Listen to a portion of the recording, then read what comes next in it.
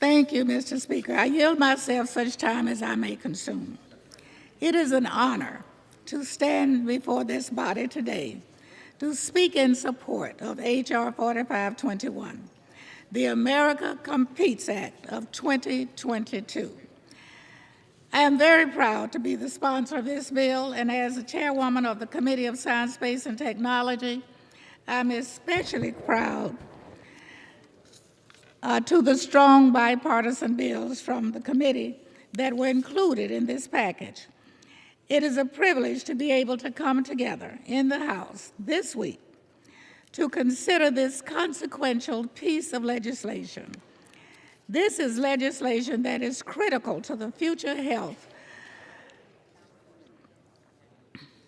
of our American science and innovation enterprise and our nation's competitiveness. The United States has long been a beacon of excellence in science and innovation. However, we cannot rest on our laurels. It is time for us to revitalize federal support for the kinds of research and development initiatives that enable us to achieve the excellence of first place.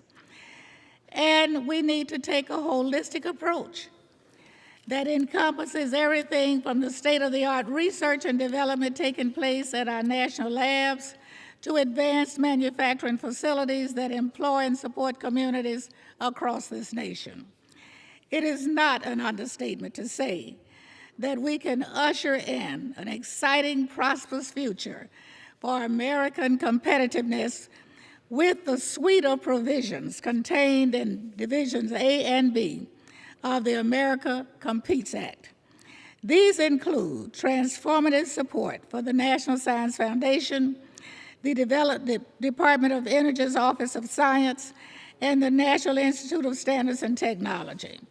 In addition, the provisions in this act will enable us to create a strong and diverse STEM workforce, one that is ready to address the great societal and scientific challenges we face as a nation. One of many STEM provisions included in Competes is the STEM Opportunities Act. This is an initiative I've been working on for 15 years and which is now needed more than ever. With this legislation, we are making investments to build clean energy solutions, address the climate crisis, reinforce our national security, enhance our semiconductor manufacturing capabilities, and so much more. In short, we're acting to address the critical needs identified by the scientific community, industry, academia, and other stakeholders as they most need to succeed in the 21st century. If we are to continue to lead and be able to compete on a global scale, we must chart our own course. The United States has endless potential to lead the world in innovation and competitiveness, and the America Competes Act can supply the driving force to get us there. Before I close, I'd like to thank Speaker Pelosi and my colleagues on and off the Science Committee for their work in getting all this done.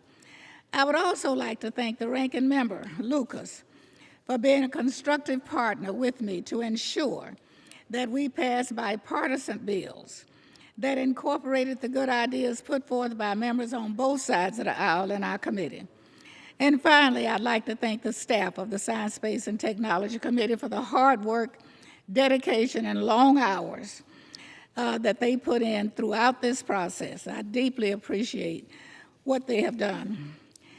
This is a strong package, one that was put together with the needs of each and every American, especially those in historically underserved communities in mind. I urge all of my colleagues to support the America Competes Act of 2022, and I look forward to a swift passage. I reserve the balance of my time. The gentlelady.